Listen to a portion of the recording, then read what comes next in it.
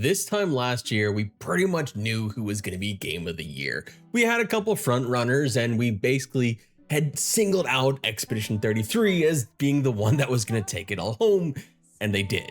The clear leader with its devastating narrative that I totally didn't cry about for a long time at all. Still do. But this year, it's not so clear. It's not so clear cut who's going to be the Game of the Year. Fuck, that's a bad premise for a video. Since we're preemptively giving the award away before the game launches, I figured we could take a look at some of the other games that could at least get nominated for Game of the Year, or more importantly, take home RPG of the year. But we've got a little bit of a weird thing going on here because several of the contenders that could have challenged Game of the Year this year have instead decided to put up the white flag and are now in 2027, looking at you, Fable, and maybe Metro 2039. But there's also another weird thing where all these other games are launching in like September and October to avoid GTA 6, but are still all being crammed together. So over the next couple months, we're gonna be getting a shit ton of games, and it's gonna get kind of wild. Game of the Year has seemingly been a lock for GTA 6 since before GTA 6 was delayed to this year. There's a good reason why everyone is moving out of the way of that game that won't even be launching on PC. GTA 6 is expected to be freaking massive. Its first trailer is currently sitting at 281 million views. Somehow it's still second for game trailers, behind this one.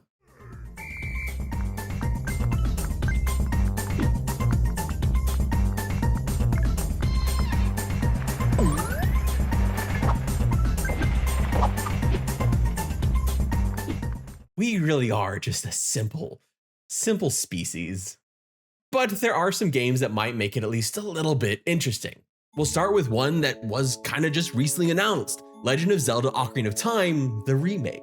We now officially know that Game Awards accepts remakes and remasters for their awards, including Game of the Year. Casually dropped during the Nintendo Direct, the Ocarina of Time remake is a bit of a wild card. We don't know how it will play, what it will look like, or even when in 2026 it's coming. We got a pretty slim teaser trailer that showed us basically fuck all. But the remake gets a place in this list not necessarily for what it is, but what it could be and what it was. Ocarina of Time is a legendary game. Hell, go to any Comic-Con and you'll probably run into someone selling ocarinas to this freaking day and promising that you'll be able to do it in like 3 easy lessons and you should totally buy it. Not that I ever did that and regretted it. I wish I had musical talent. Zelda itself is a massive IP and generally has good showings at Game Awards. This one is the biggest question mark and an unexpected one at that. Not to mention the fact that yes, it is a remake, and so far we have not had that happen. I think we're kind of like preparing for maybe with the Oblivion remake last year, but that kind of fizzled out when some of the bigger competition came. Speaking of bigger competition, I don't think there's any game on this list that is bigger than our next one. Crimson Desert is perhaps one of the largest games on this list in both scope and in sales. I've played about 40 hours of this solo MMORPG, non-RPG, RPG action adventure game all by myself. And while I personally loathe the lack of personality for Cliff, the somewhat repetitive combat sequence around sieges, it's also impossible not to marvel not just at what Crimson Desert was when it launched, but what it is now. I don't think there's been a game more active post-launch in fixing some of their biggest issues. The 1.0 version of Crimson Desert left a lot to be desired, but since that time they have addressed dozens upon dozens of issues players have had with the game, and it now has shown up in reviews, from a mixed at launch to 86% positive reviews at the time of writing. The game is a massive open world RPG, and yes, I'm going to continue to call it an RPG, and we'll get to that in a sec. But it's a massive game that really spans like possibly hundreds of hours if you put the time into it, and a lot of it can be very rewarding. But Crimson Desert went to lengths right before its launch to not call itself an RPG. But it's an RPG. It has vertical progression, item progression, essential story, side quests. It even has experience. I know they put it in little cubes, but you get the experience for the cubes by killing things. It's literally an RPG. But part of what makes it is that it's an RPG with like 5 other games in a trench coat all like squeezing in together, which is probably more why they didn't want to be labeled one game. But ironically enough, the thing it took great pains to avoid being called might very well be one of the awards it can take home, RPG of the Year, if it gets classified as such. When I say Crimson Desert plays like a single-player MMO, I really mean it, from sieges to cosmetic pets and sweeping chimneys, right down to having some weird time sync mechanics like daily limits on pet affection and inventory limitations that feel straight out of a microtransaction wet dream, though they have mercifully made updates on the latter, and to Pearl Abyss's credit, they have not sold microtransactions for this game when they clearly could have, so kudos to them on that. The game's strengths come from its combat and traversal, and in a year where perhaps the biggest competition for sheer breadth, Fable, has skipped the ceremony, Crimson Desert might very well find itself not only nominated for Game of the Year award and several other different awards, but RPG of the Year as well. But that award, that latter award, the RPG of the Year, might actually have some strong competition for Crimson Desert, especially if some early previews of this next game are to be believed. Blood of the Dawnwalker feels like a dark horse in part because it's coming from a brand new studio, a brand new IP, and it's gone and thrown in a somewhat controversial time mechanic to an RPG that is most closely being related to one of the largest open world RPGs out there where you could take your damn time, The Witcher 3. I don't know if it'll be able to scratch the wide appeal of Zelda or Crimson Desert, but it certainly looks like it's shaping up to be one of the year's largest and most critically acclaimed RPGs, especially after previews got glowing reviews with titles like The Blood of the Dawnwalker is an uncompromising human RPG, and it's now my most wanted game, and annoyingly comparative titles like The Blood of the Dawnwalker hands-on preview tastes like the next Witcher killer. The fuck? It's 2026. Are we really still doing those kind of clickbaity titles? The next X killer. I thought we learned our lesson on those, and they're... But it's definitely exciting to hear reviews that say stuff like, quote, The Blood of the Dawnwalker is a tantalizing and vicious vampire RPG that doesn't shy away from its Witcher 3 heritage and is all the better for it. We've all been calling this Vampire Witcher 3 for a reason, after all.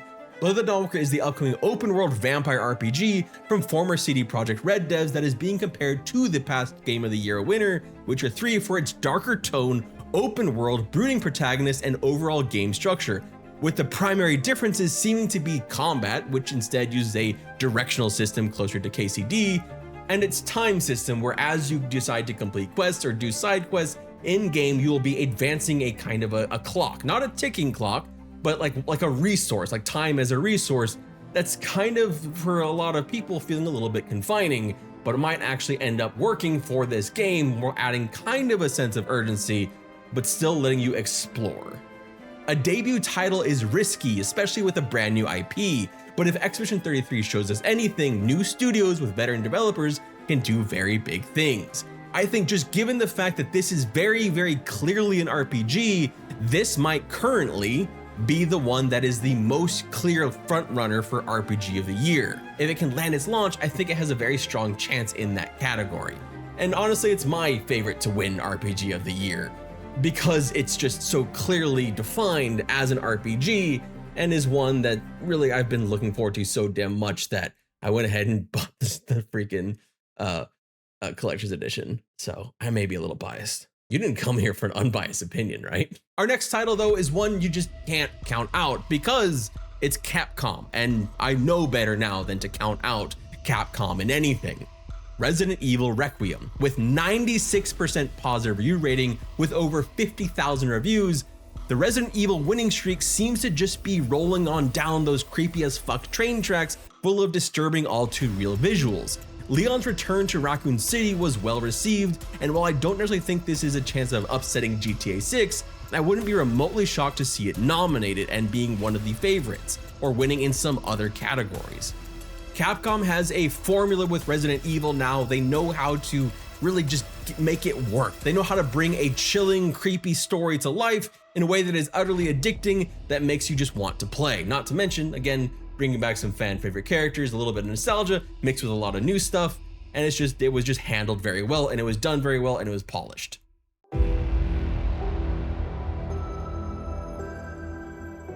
Control Resonant is the third game on our list that might also end up battling out for RPG of the Year. Control Resonant had an otherworldly trailer that showed off a mind-bending, twisting journey with surprisingly thrilling-looking combat in a world that has been known more for its excellent narratives. Taking on the role of Dylan Faden, you'll be exploring a warped Manhattan straight out of your wildest drug-induced dreams if Andrew Cuomo had become mayor, in what they're calling a thrilling action-adventure RPG to save humanity against a reality-bending cosmic threat. Rightly or wrongly, watching trailers of Control Resonant puts in mind one of the best mind-bending games that also leaned into action combat I ever played in the Infamous series. That mind-bending combat with the promise of a strong narrative, which is kind of a given for this series, as well as beautiful visuals, has this game in the top of an already crowded year. Control Resonant is of course a sequel with returning faces, though the main protagonist will be different, as well as the combat, which has been compared positively to Devil May Cry-esque, with weapons hot swapping, multiple skill trees, and the fact that it, well, plays nothing like the original Control. And just to throw one more out-of-the-box game that Control Resonant has been compared to, well, PC gamers said in the terms of buildcraft rather than gameplay, it's a bit like Diablo of all things. Specifically in how you build your Dylan will impact your gameplay, from being a lightning-fast assassin who can leap between enemies, or a powerhouse using telekinetic powers to lay wrath to enemies, or screw it, just becoming a puppet master summoning flying worm sentries to taunt and take damage. Build a Dylan sounds like a terrible idea for a mall shop, just, you know, dang. I feel like their main accessory would just be like white Monster energy drinks and like bad decisions. I think the main concerns here are the scope and the ambition and how it differs from the original, but this one is definitely on a whole lot of most anticipated lists this year, mine included. One that's a little bit more under the radar though is actually a game called Phantom Blade Zero. It's a game that was teased for a few years that will finally be getting later this year.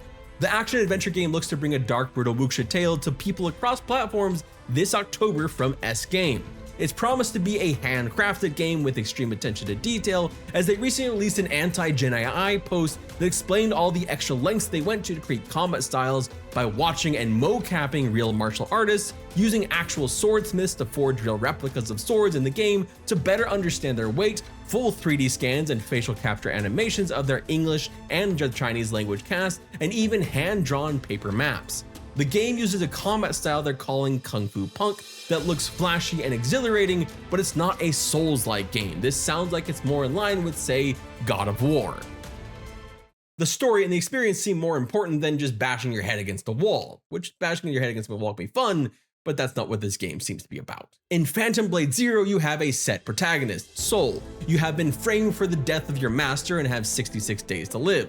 Soul's journey is one of love, hate, and the fragile search for what it means to have a heart. Hunted down by former comrades, your duty is to uncover the conspiracy that has condemned him. Really totally relatable, you know, haven't we all? Along your journey, you can use over 30 different weapons to mix and match, and over 20 unique phantom edges to suit your playstyle. Some you learn by defeating powerful foes to obtain their weapons and signature techniques. Phantom Blade Zero is inspired by Hong Kong action films that blend fierce martial arts and machinery, all brought to life in Unreal Engine 5. This is definitely one of my most anticipated games of this year, especially for one that's not a traditional RPG. It looks gorgeous, the combat looks fun and exciting, and I'm intrigued to discover more about the game and the conspiracies it has to tell. Those are the games that I see like traditionally making it onto like the whole pedestal, but there's still a couple other games that could very well make their way on, especially one being made by Insomniac Games. So I want to talk a little bit more in brief here about some of the games that may or may not make it, but I still like them. Games like Onimusha Way of the Sword, whose demo was available during Steam Next Fest and felt like a return to the best games in that series, if a little on the easy side. It was beautiful, it felt good, the story was intriguing, but I don't know that it has the same kind of wide appeal.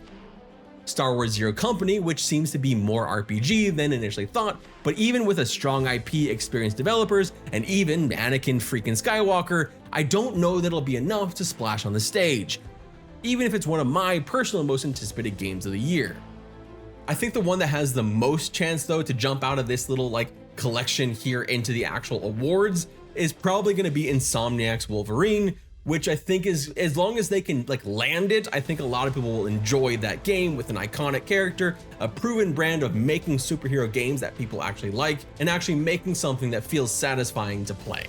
I think it could very early slip into the nominations for Game of the Year, and then eventually lose to GTA 6. If it lands well, I think Dragon's Dogma 2 Dark Arisen could see some love for its DLC, We also have the full launches of some long in early access games that have been loved by many, like Palworld, Enshrouded, and Valheim, all coming this year, so it'll be interesting to see how those games are treated, given that they've been in early access for years, but are actually finally launching into 1.0 this year.